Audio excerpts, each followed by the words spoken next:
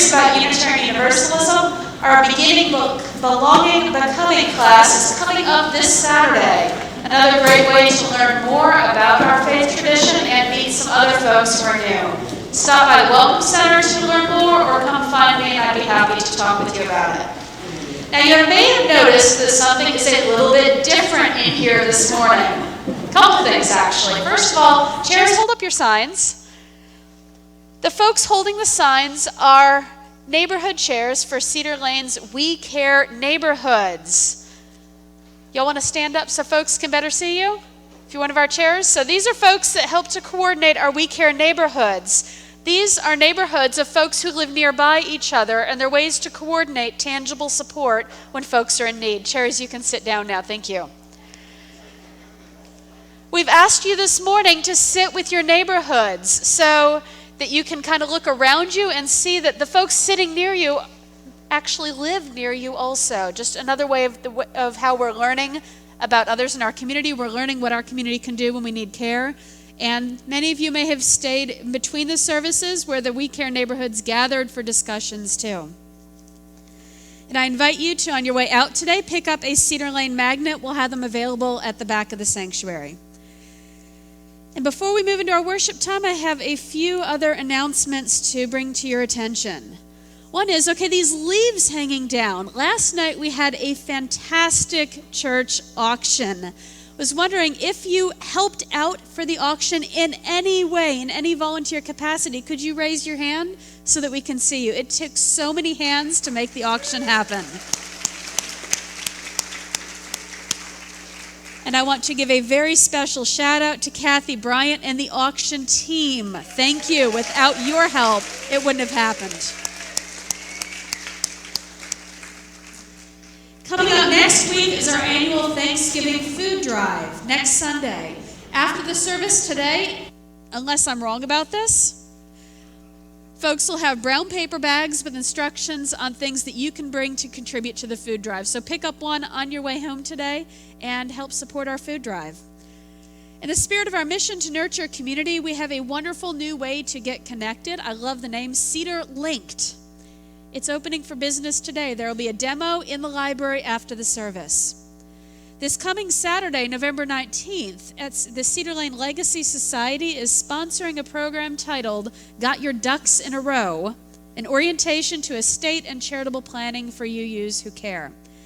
To learn more about that workshop, the content, the speakers, Cedar Lane Legacy Society will have a table in the lounge after the service. And Dr. Let us center ourselves, inviting our mind, body, and spirit into this space made sacred by our presence and the presence of the Holy, in which we live, move, breathe, and have our being. Let us take a few breaths.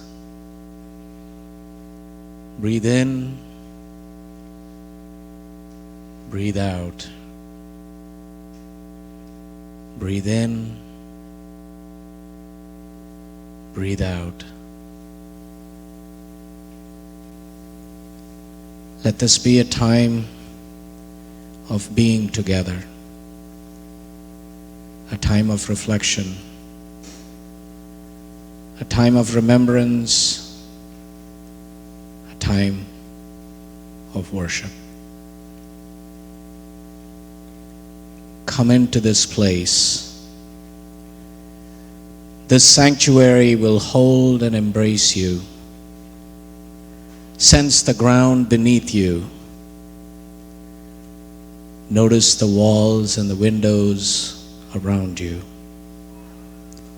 Here, you are held in trust, in love, and in care.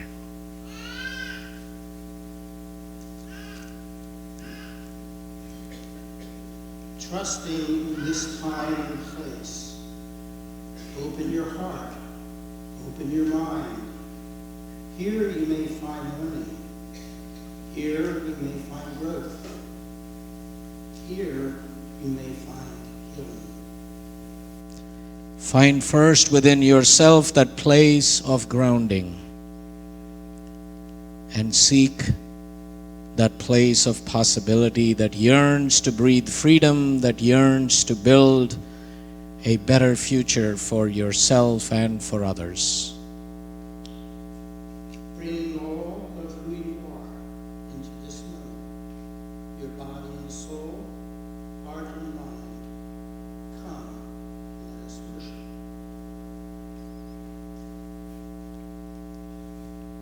As Greg fell asleep,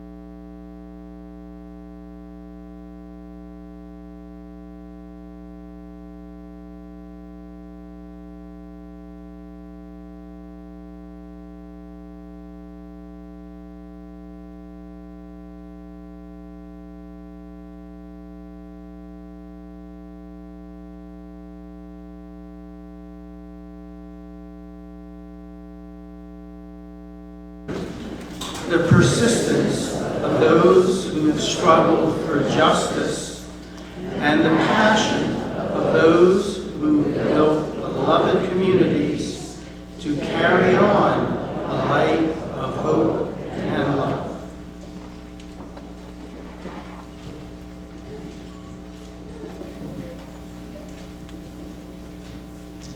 Please be seated.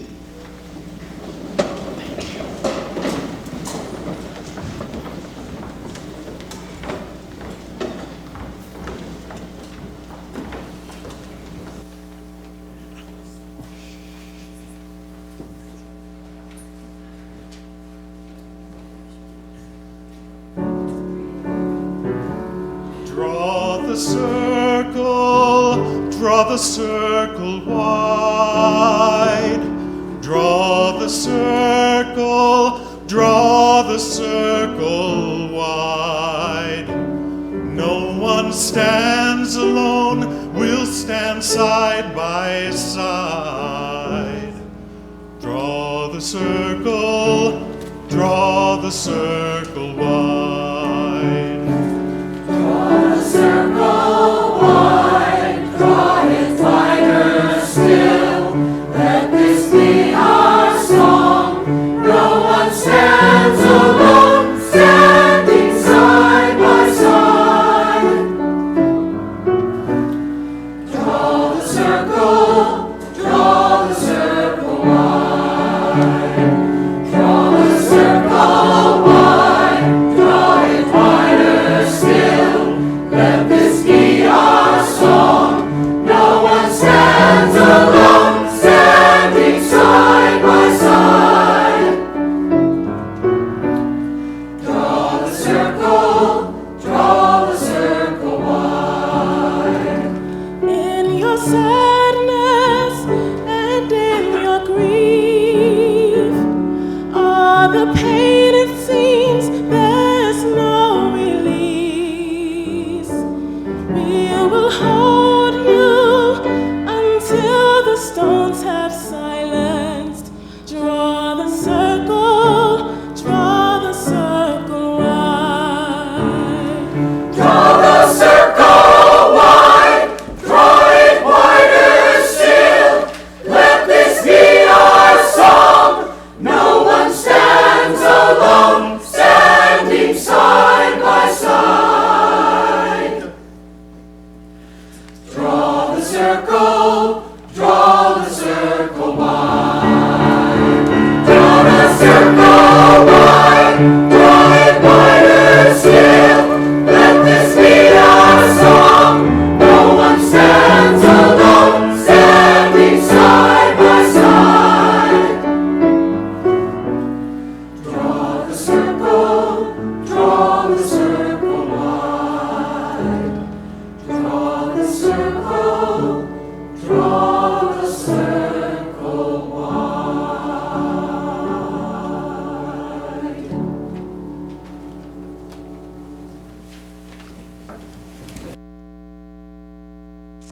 It is now time for our time for all ages. So could I have all of our children, friends, rush the stage?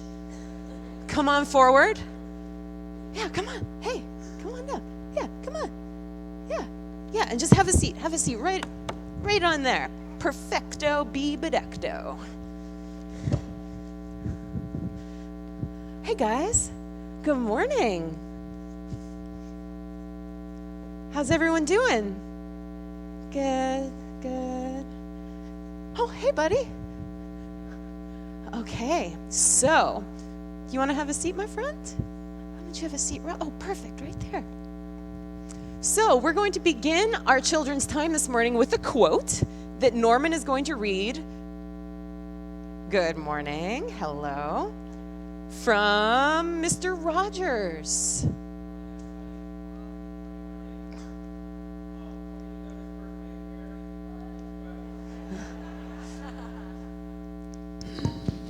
This is what the senior minister is for as opposed to the intern minister.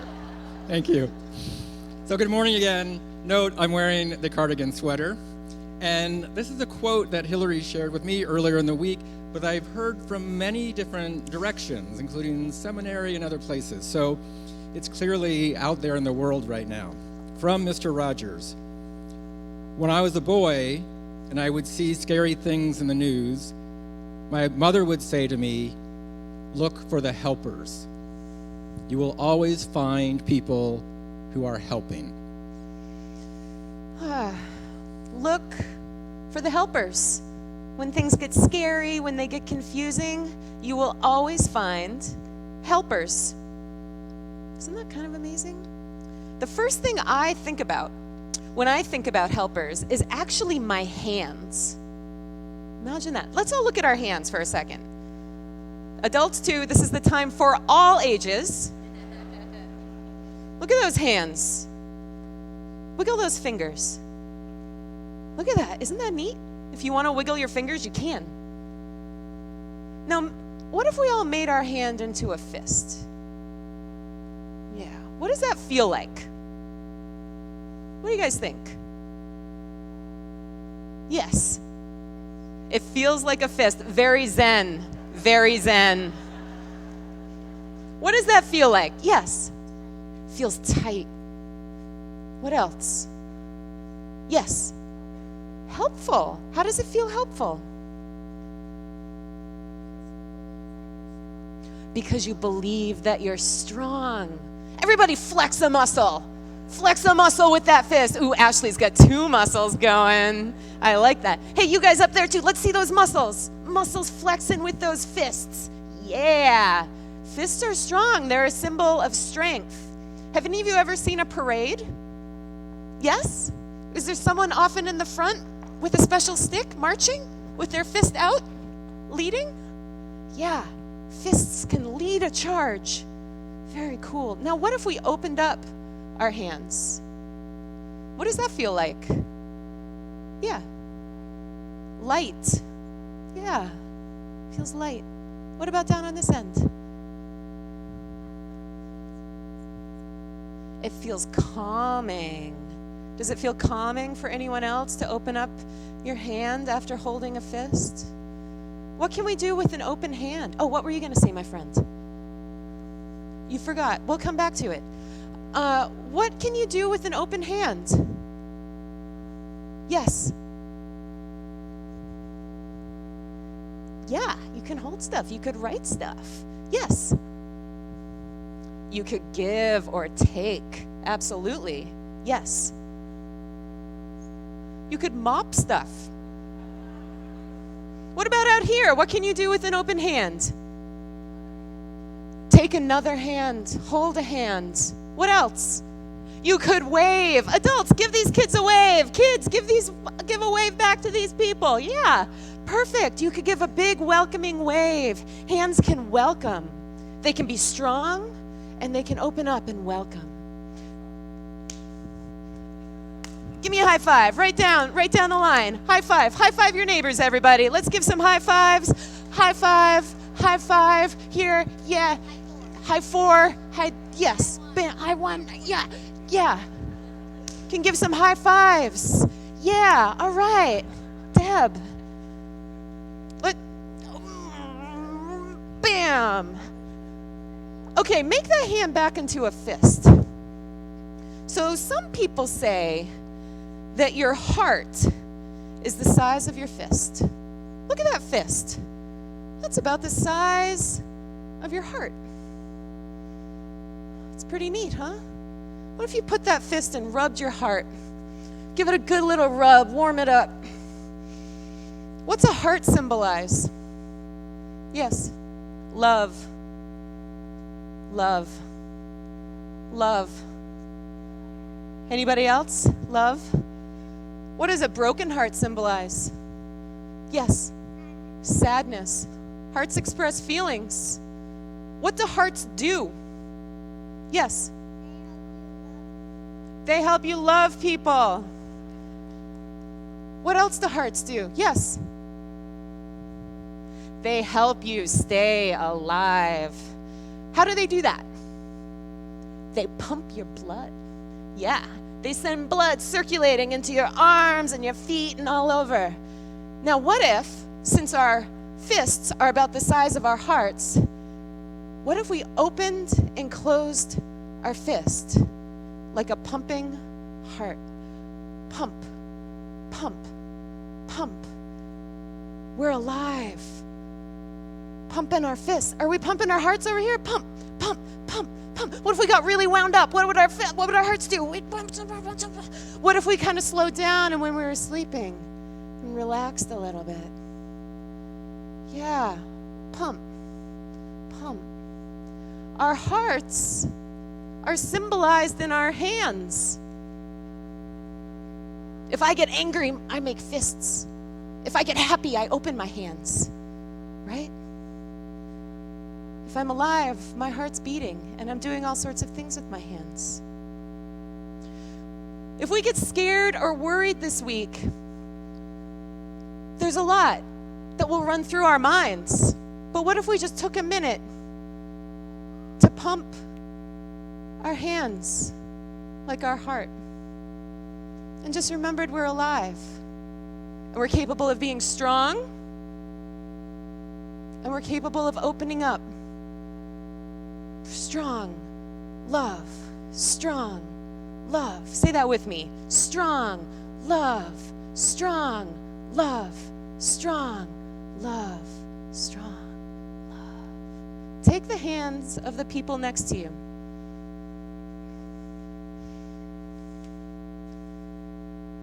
Give them a squeeze. Strong love, strong love, strong love, strong love, and release. Go in peace, guys. Get to class. Good to see you.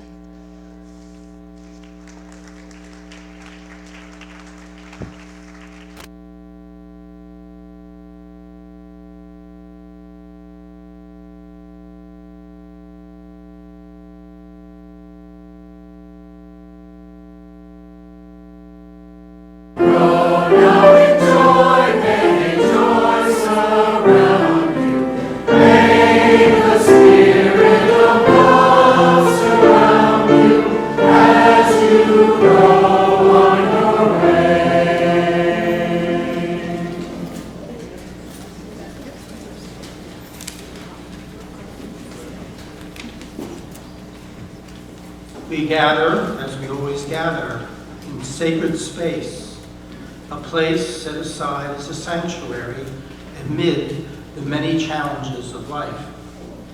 A center from which we may gather strength and courage to face these challenges with hope, with grace. Time of reflection and remembrance, we lift up those in our community who are living through significant passages, the small and the extraordinary milestones of life. We send healing wishes to Nancy Jansen, who had knee replacement surgery this week and is now in rehabilitation therapy. We continue to hold in our hearts all those whose lives are lost and whose loved ones' lives are lost to violence and calamities in our world. In particular, we grieve today for at least 4 Americans who were killed in a suicide bombing at Bagram Air Force Base in Afghanistan. May these friends of ours our companions in the world, and all that lives unspoken in our hearts be held in the peace of shared silence.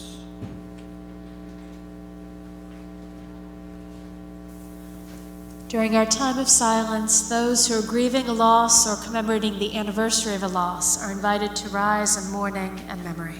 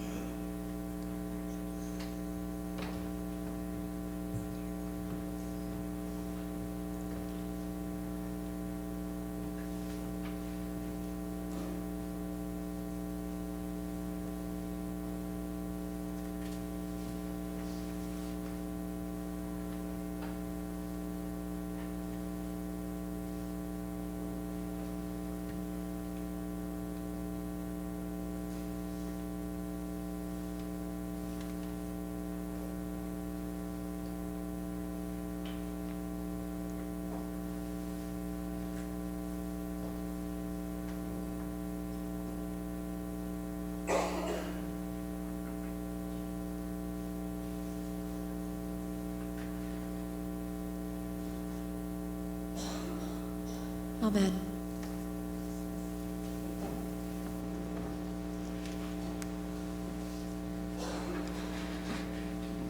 On Veterans Day weekend, we honor current and past veterans of our nation's uniformed services and their families for their service. We come together to pause and express our enduring gratitude, both in words and in actions, to all who served, whatever their role, wherever their service took them. We say thank you to those whose service was brief and to those who made a career of their service. We say thank you to those who remember their service with fondness and to those whose time in service still haunts them. We say thank you to those who returned to us largely intact, who found jobs, started or rejoined their families, and who continue to find ways to serve in their communities. We say thank you to those who returned with brokenness so deep that they continue to struggle to find a role or even a home in our communities. Our roll call this morning reminds us that these are not nameless people who have served. It is quite easy to say that those who died in our wars gave their lives so that the rest of us could enjoy our freedoms. But it is harder to honor those who died and those who served by resisting the erosion of freedom and by working to prevent war. As we name the form of national service with which you identify, we invite you to please rise in body or in spirit and remain standing.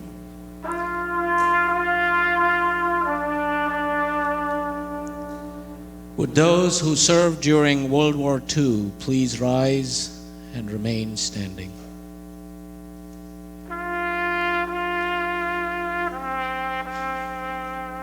Would those who served in the Korean War please rise?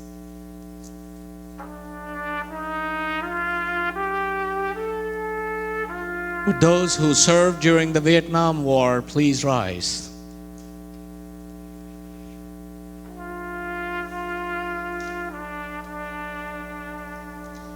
Would those who served during the First Gulf War please rise?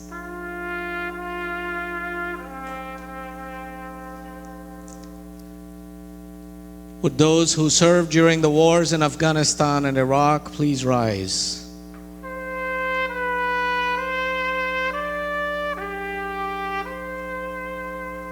Would those who served in the uniformed services during peacetime please rise?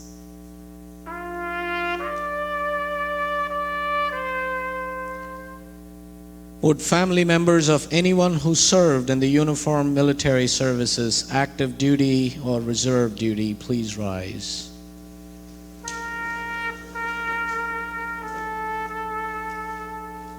Would all those who currently serve in the uniformed military services, active duty or reserve duty, please rise.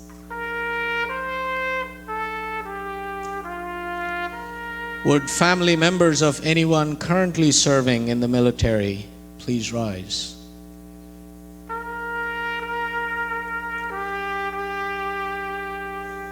Would those who have a friend or neighbor who serves or has served in the military please rise?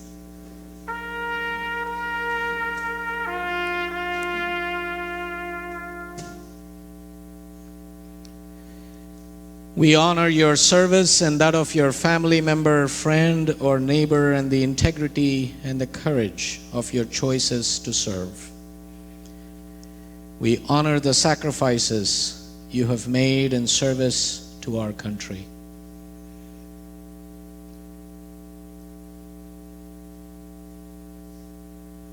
Thank you for your service.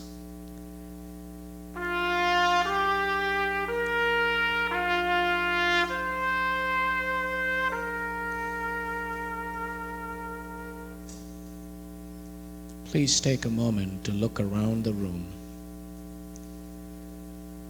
and look into each other's faces and remember the ones who serve and have served with integrity and courage. Please be seated.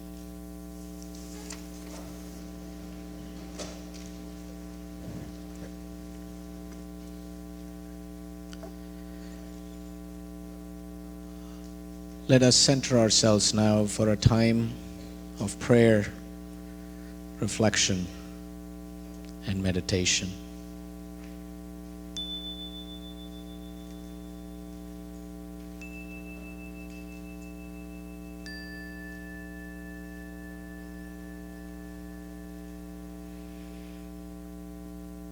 Would you pray with me? Nameless one of many names, ground of our being, hope of our hope, be with us now. We gather with so much on our minds and our hearts.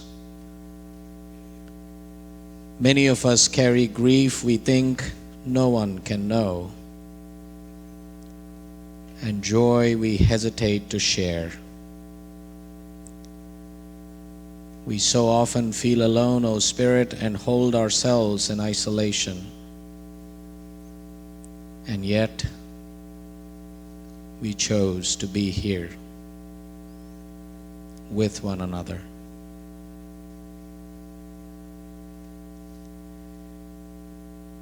O Spirit, help us learn to see through all that blinds us and holds us apart. Help us learn to see the beauty that surrounds us in every person, in every heart,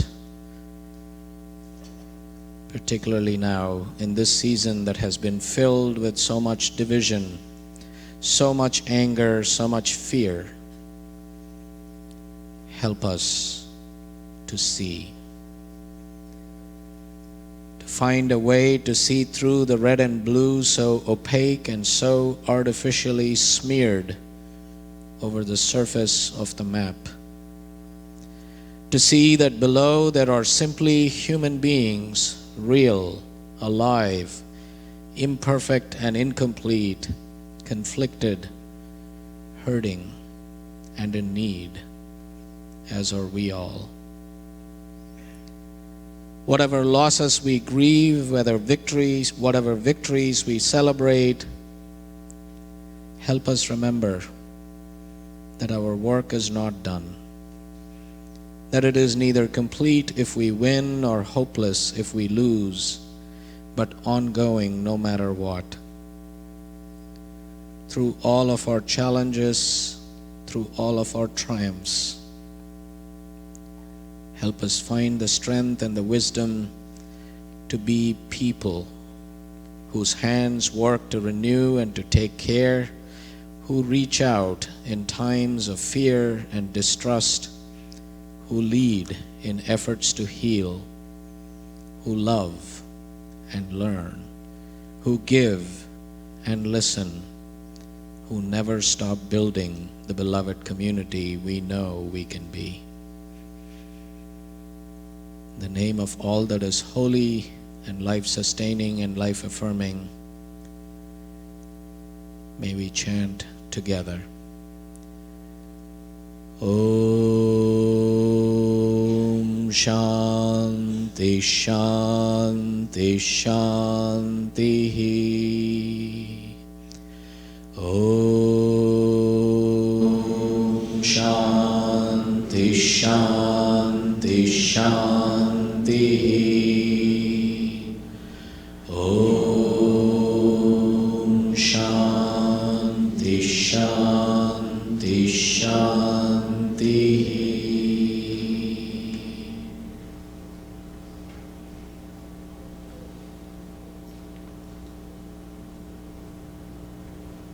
May there be peace, peace, perfect peace.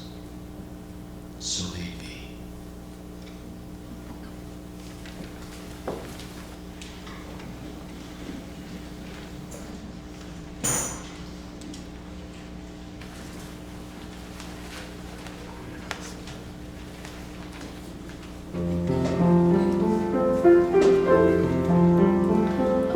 Such a dream, such a dream,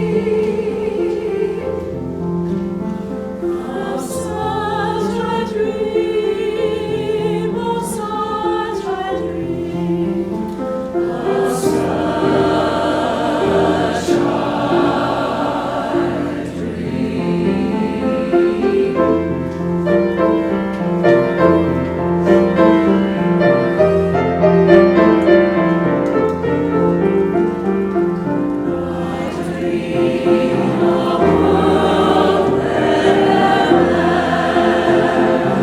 Mother man was born, and love will bless the earth, and peace its paths adorn. I dream,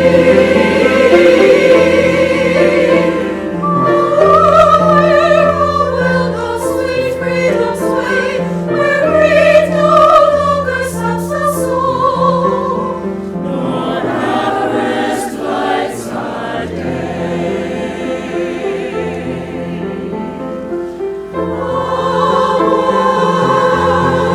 I dream where, black or white, whatever race you be, will share the bounties of the earth, and every man is free.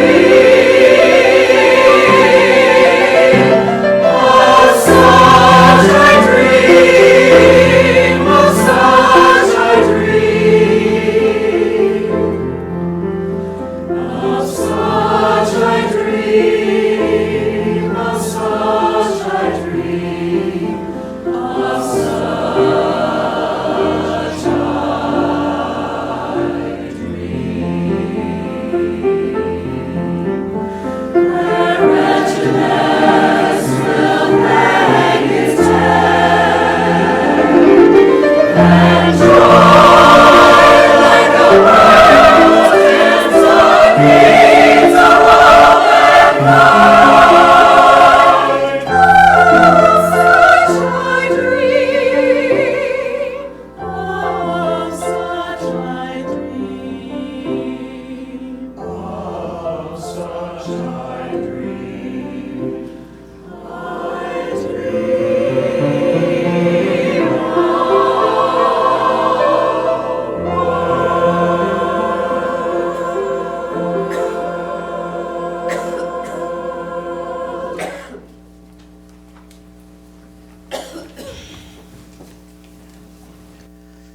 Thank you, members of the choir, Jasmine, Henry, for that beautiful piece of music. How are you doing?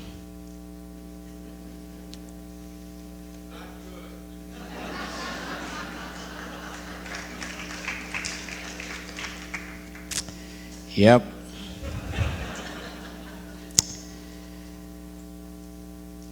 So I preached what I wanted to preach at the 9 a.m.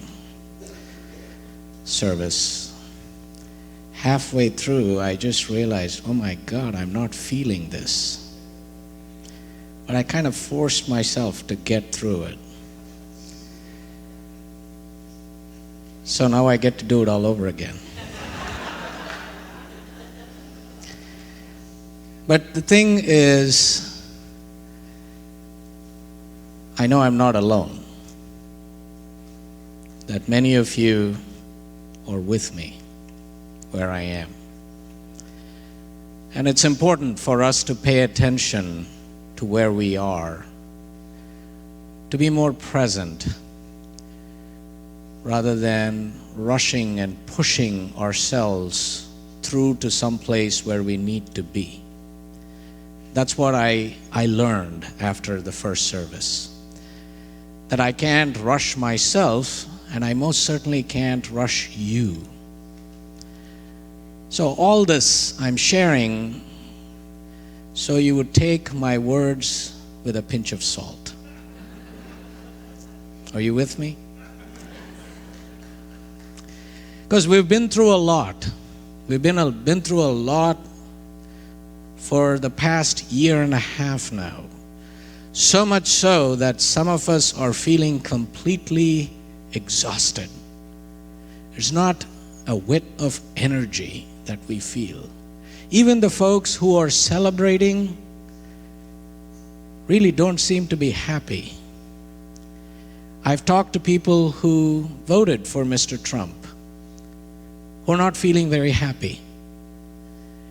Because in so many ways, the soul of our democracy got damaged.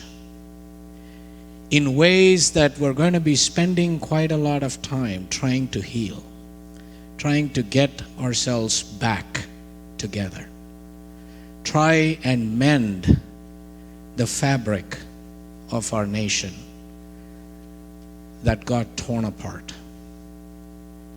It's been a demoralizing, bitter, toxic election that people have ever known in modern history of our great nation. That's going to take some time. I have a confession, in case you haven't already figured it out. Like many of you, I was getting ready to celebrate the election of the first woman president of the United States of America. And I was preparing myself to move into more faithful and critical support of a new administration that I felt needed to be pushed towards a more progressive agenda. I was somehow confident that despite the toxic fog that had enveloped us, this fog of fear-mongering, demagoguery, bigotry, and scapegoating, that somehow people would still see the light and make the right and decent decision. Well, I turned out to be wrong, and Mr. Trump won. So on Wednesday, I found myself in shock. I was in denial. I was afraid that my immigrant, brown, UU Hindu life was going to matter less tomorrow than it already did today. And I was shocked. Shocked that someone who engaged in such hate-filled rhetoric could get the support of so many of my fellow Americans. And then I was receiving messages and conversations with some of my Muslim friends and some of my immigrant friends who said their children were scared for their families. I heard from members, women, seniors, and young adults here at Cedar Lane who said they were worried that their access to much-needed health services will now disappear. I spoke to some LGBT couples who are worried that their marriages could be delegitimized by a conservative Supreme Court. I talked to colleagues who are African American and other people of color who are worried about a racist backlash. And I sat with some of our members who are environmental activists who are worried that the new administration would seriously undermine efforts to combat climate change. People are worried, and they have a right to be worried. At the same time, as I sat with this, and I found myself thinking about the tens of millions of Americans who voted for Mr. Trump, I was tempted initially to think that they voted for him because of his hateful rhetoric against immigrants and people of color and Muslims and LGBTQ persons, disabled persons, veterans, and women. I was tempted. And yes, there is more than a grain of truth to go down that path. I don't deny that. But I also realized that many voted for him despite his toxic rhetoric. And they voted for him out of frustration and anger and also out of hope that he, as an outsider, would somehow bring in much needed change here in Washington. And yes, the polls did point in that direction. Some of the exit polls on Tuesday said that 72% of voters, Democrat, Republican, Libertarian, Green, and Independent, believe that the American economy is rigged to advantage the rich and the powerful. 52% said that the economy was the most important thing facing the country. 4 out of 10 voters said that they preferred a candidate who can bring needed change, and out of them, 83% said that Trump was the change candidate and Secretary Clinton was more of the same.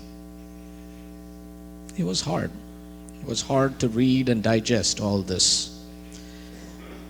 And then I watched Senator Elizabeth Warren speaking on MSNBC with Rachel Maddow, and then also read her speech that she gave before the AFL-CIO on Thursday. Now, in her speech, Senator Warren talked about how people are really angry about stagnant wages, over ever-increasing housing and healthcare costs, about tax breaks for billionaires, about the refusal to raise the minimum wage, about corporate protectionism, and about increasing debt among working and middle-class people. And she said, and I quote, "President-elect Trump spoke to these issues. Republican elites hated him for it, but he didn't care. He criticized Wall Street and big money's dominance in Washington straight up. He supported a new Glass-Steagall. He spoke of the need to reform our trade deals so they aren't raw deals for the American people. He said he will not cut Social Security benefits. He talked about the need to address the rising cost of college and about helping working parents struggling with the high cost of childcare. He spoke of the urgency of rebuilding our crumbling infrastructure and putting people back to work. He spoke to the very real sense of millions of Americans that their government and their economy has abandoned them. And he promised to rebuild our economy for working people." End of quote. Oh, and I thought, wow. If Senator Warren can say all this, and in her wonderful way, there's such integrity and genuineness in her that just shines through. She spoke in an impassioned way with Rachel Maddow saying, if President Trump is serious about these things, I am with him. I'm going to work with him. And I sat there stunned thinking, wow, if she can do this, maybe I can too. No, I really did. It was one of those moments of realizing a hard spiritual truth of needing to pay attention to something that I had not been paying attention. I was cocooned in my very comfortable religious liberal bubble, where while I empathized with people who were having a very hard time in this country, trying to make ends meet, who felt they had been left behind by both parties, I was not really paying attention. And what she shared kind of woke me to that reality. So for those who were paying attention, this election cycle has exposed those deep hurts and lasting damage that neglected members of our society endure, be it whites in rural and Rust Belt regions or people of color in urban centers, people who believe that they are not being taken care of, that their needs are being ignored. But the danger ahead, aside from what might occur given the president-elect's own unpredictability, which we have already seen, is that his victory may just exchange one disenfranchised group with another. Now, there are folks, including many young people, who are saying that Mr. Trump is not their president. And we've been seeing the protests that have been going on in various cities all through the week. But he is. This is the way our broken democratic system is set up. I talked about it last week, about our electoral college. Hard as it is, I will say this: I accept that Mr. Trump will be our president. Because as the shock has begun to recede, I'm coming to recognize a few things. One, I'm feeling gratitude. I need to name that. I felt that gratitude last Wednesday when about 60 of us gathered in this space to be with one another, to pray, to share, to grieve, to mourn, and feel that sense of community. That's what I'm feeling, gratitude. I'm feeling gratitude right now that we are all here this morning, trying to communicate how we are feeling and to also share our sense of being in community. But I'm also feeling some motivation, folks. Some motivation to really do something. Do something with more intention, with more passion than I've ever felt before. And that's what I want to get to. But before we do that, I do want to talk about the need for us to spend more time with what we're feeling. Because it is important to recognize whatever we are feeling. Grief, sadness, anger, frustration, disappointment, you name it. It is important for us to hold that. Hold that sense of groundlessness, as Ani Pema Chodron said, before we start moving ourselves to a place of resolution.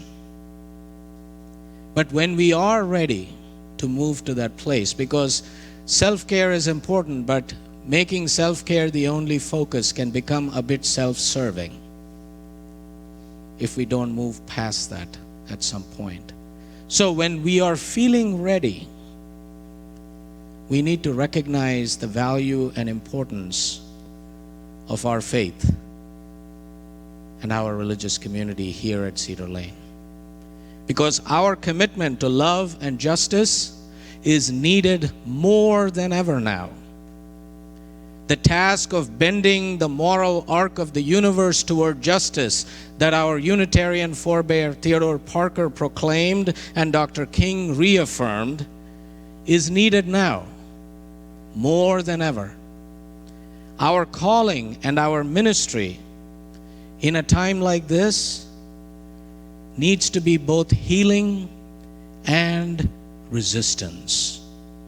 I'm going to say that again. It needs to be both healing and resistance, faithful resistance. Because we need to work more passionately than ever before to promote the rights of every human being in our nation.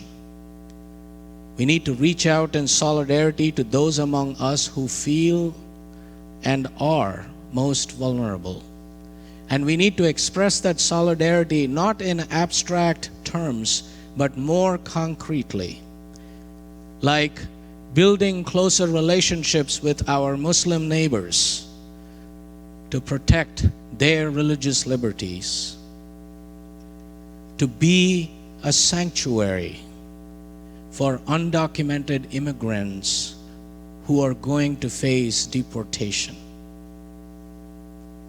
We have to really reach out to young people of color and share not only their concerns, but work hard to prevent racial profiling. And we need to continue providing support to our refugee families that are a part of our community.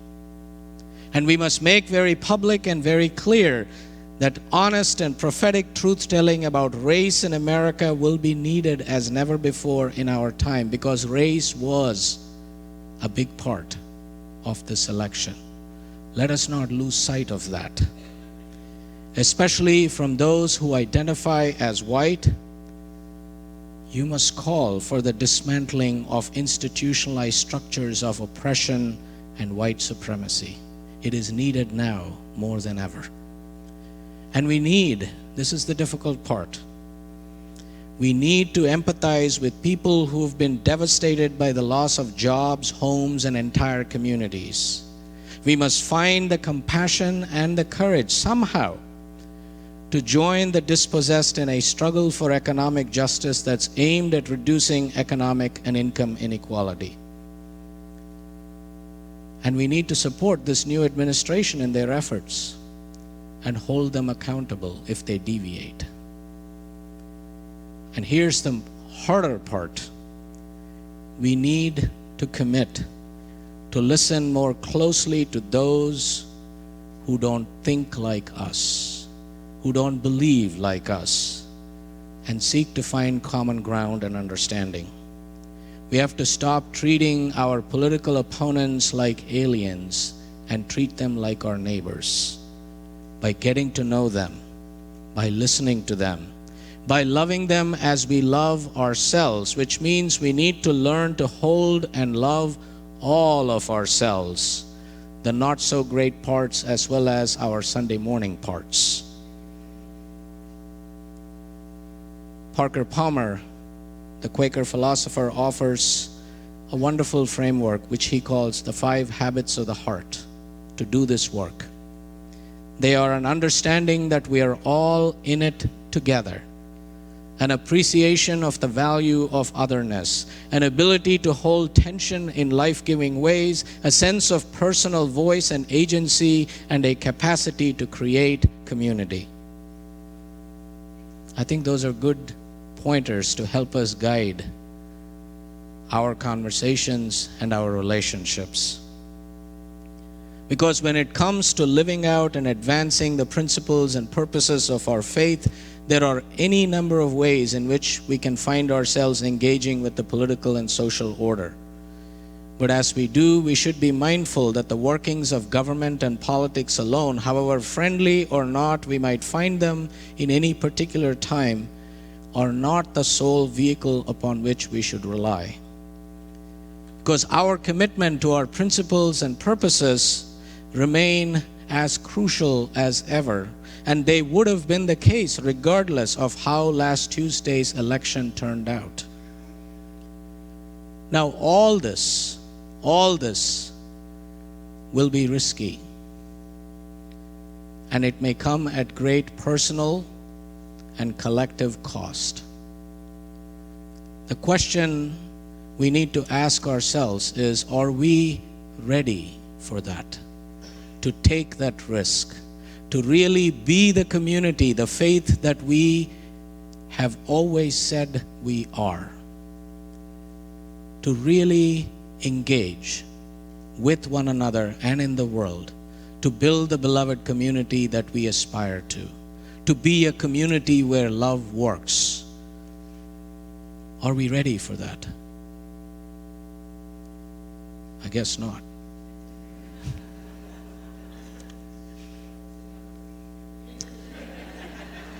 I hear you. I agree. I was just going to say, you don't have to say yes right now.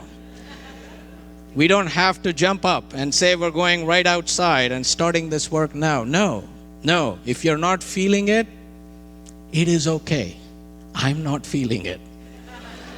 I'm saying the words, but I'm not feeling it. That's what I was trying to do.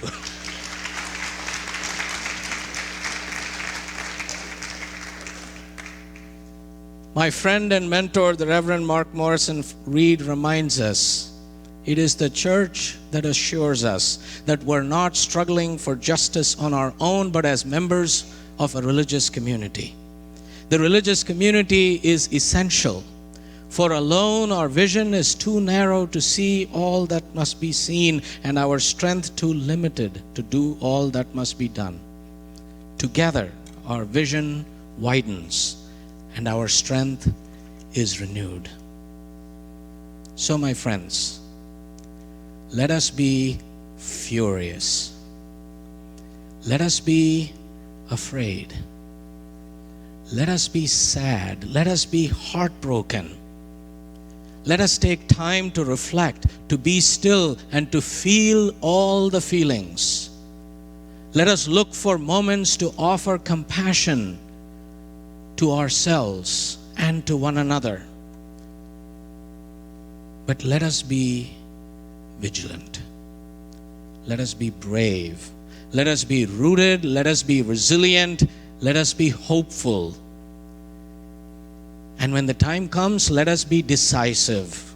Let us speak with what needs to be spoken. Let us wake up and stay woke today and every day after today. And let us trust again in the promise of the beloved community made real in this world. So may it be. Amen. The people say, Amen. Thank you.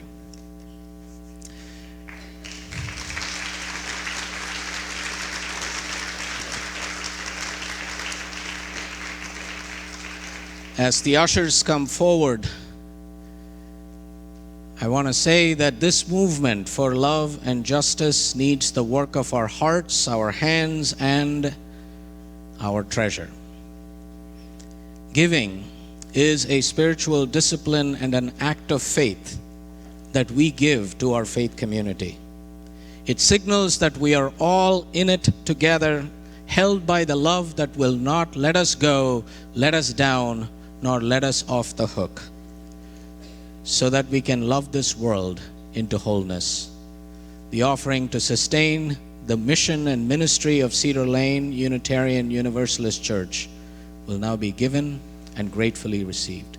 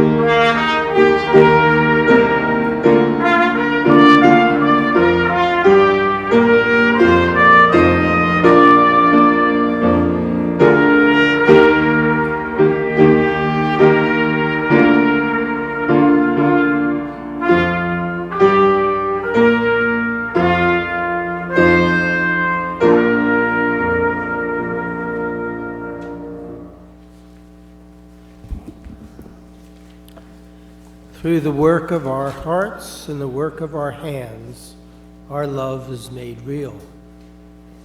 May we be grateful for all that we bring and share to make this a beloved community.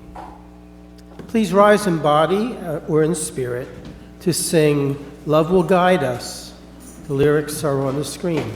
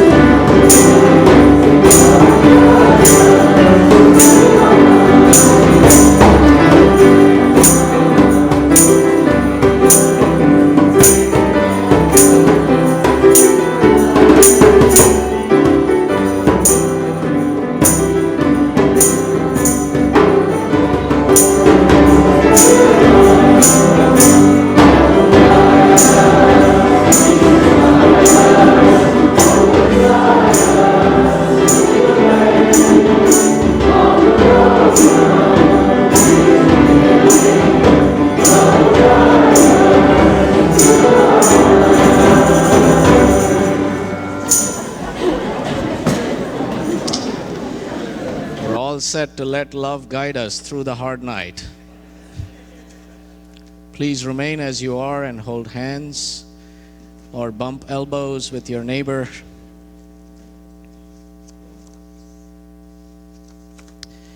For these words from Nelson Mandela to guide us through the hard night. We understand it still that there is no easy road to freedom. We know it well that none of us acting alone can achieve success. We must therefore act together as a united people for the birth of a new world. Let there be justice for all. Let there be peace for all. Let there be work, bread, water, and salt for all. Let each know that for each, the body, the mind, and the soul have been freed to fulfill themselves. Let freedom reign. Let freedom reign. Go in peace. Go making peace. More than ever, love mightily and bow to the mystery. Please be seated for the postlude.